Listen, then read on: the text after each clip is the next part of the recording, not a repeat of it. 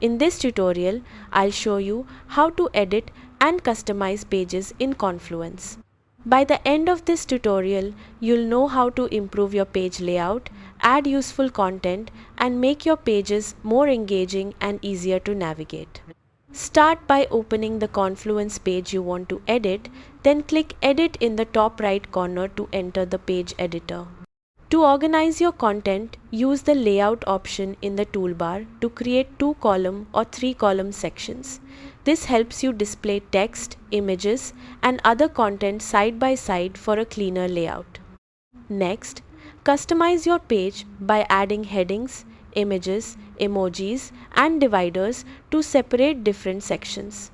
A well-structured page is easier for your team to read and navigate.